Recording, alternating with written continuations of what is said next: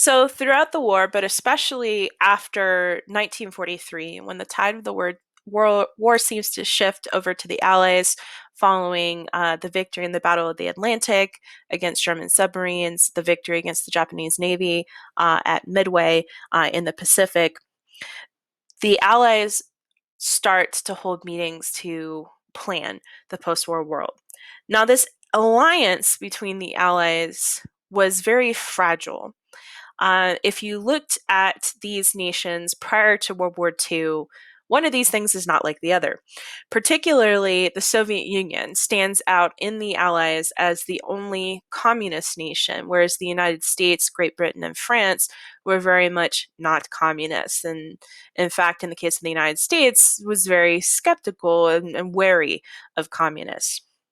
And that's actually a thing that Adolf Hitler banked on, was that the Allies could never realistically last because eventually they would turn on one another.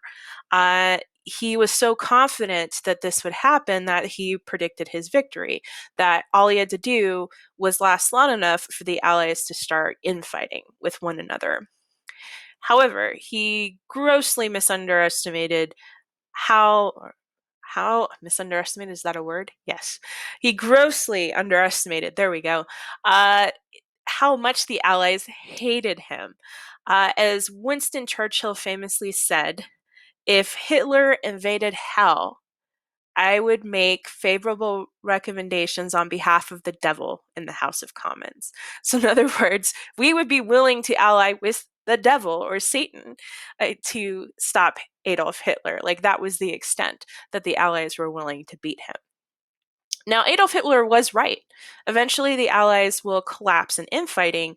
He's just wrong about them doing it before he wins. Okay. So the seeds of Allied collapse are planted during these post war planning sessions that start in July 1944 at Bretton Woods. Okay. Probably most famously, though, are the conferences held in 1945 as the Allies were increasingly sure of their victory, impending victory against Germany and Japan. The Yalta Conference, held in February of 1945, was attended by Joseph Stalin, representing the Soviet Union, Winston Churchill, representing Great Britain, and Franklin Delano Roosevelt of the United States.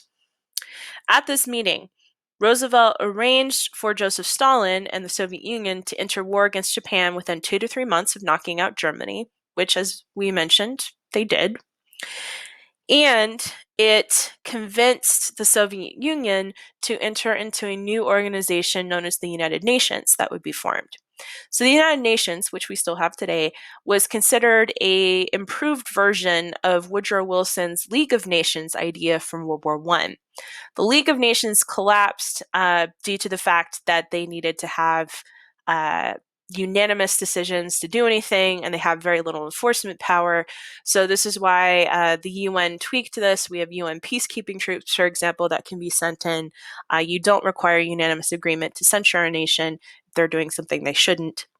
Okay, so getting the Soviet Union to buy into the United Nations was a big move. They also agreed at Yalta that Axis war criminals would be tried in international courts to be held at Nuremberg, Germany, for those war criminals in the European theater, and Tokyo for those in the Pacific. All powers committed to the idea of allowing free elections as soon as possible in newly liberated territory. Now, at that time, the Soviets have a great degree of leverage because, again, they're very close to Berlin in February of 1945. And Stalin insisted at the Yalta Conference that the supervision of liberation of these territories, of restoring normalcy, having elections again, be supervised by the Allied power that had liberated the territory. Meaning, since the Soviets had liberated the territory in Eastern Europe, they would be in charge of installing new governments and ensuring elections in places like Poland, whereas the Western Allies would be in charge of Western Europe. The second conference held in 1945 is the Potsdam Conference. This one takes place in July and August of 1945, so Franklin Delano Roosevelt is dead. He is replaced by Harry Truman, who succeeds as president following the death of Roosevelt. So Truman represents the United States here. And Truman insists that nations be allowed to be capitalist and democratic, because he's afraid, justifiably so, that Joseph Stalin is going to want to install communist governments in Eastern Europe. Truman also casually mentions to Joseph Stalin during this conference that, oh, by the way, we've just successfully tested an atomic bomb. So the compromise that they achieve at the Potsdam Conference is that the Axis nations, so Germany, Japan, will be disempowered, and in the case of Germany, divided, because Germany had now gotten involved in starting 2 world wars in a row. We were really afraid of them going at it again. The Soviets would be responsible for territories they had liberated, the United States for territories it had liberated. So effectively, after Potsdam, the Soviet Union takes control of Poland, Czechoslovakia, Hungary, Romania, and Bulgaria. And in fact, they will install communist governments and ban all other political parties. And in the West, the United States will take over the western half of Germany, while the Soviets take over the eastern half. Berlin, even though it's entirely within Eastern Germany, will be divided as well. And while Japan will escape division, Korea, because reasons, will be divided as well. So, with this tension at these conferences that emerges between the Soviet Union and the United States, we officially have the beginning of the Cold War. So, as World War II draws to a close, the lines have now been drawn, the gauntlet thrown down between the United States and the Soviet Union. After the World War II, the United States and the Soviet Union emerge as the 2 global superpowers.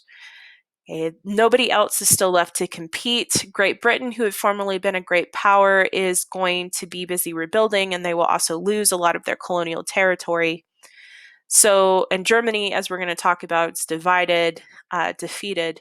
So really, the United States and the Soviet Union are the big kids on the block, so to speak. These 2 nations have 2 very different political and economic ideologies. For the United States, they believe in democracy, free elections, in terms of their political states, and in terms of their economic status, the United States embraces capitalism. The Soviet Union is communist, which means that they will only allow the Communist Party. It's a more authoritarian style of government, and they also believe that government should control the means of production, so it's not capitalist. What this does is this creates what we call a bipolar world. This is not a world with a mental condition or needing medication. What we mean is the world literally divides into 2 camps. You're either with the United States in capitalism and democracy, or you're with the Soviet Union in communism.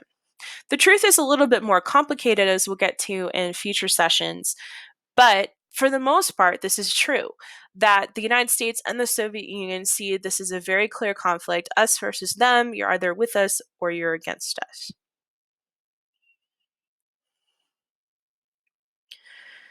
So the Axis nations, excluding Italy, which remember had already changed sides, officially are occupied by the Allies as the war comes to a close. Germany will be formally divided. In the east, the Soviet Union will take over Germany and Eastern Berlin.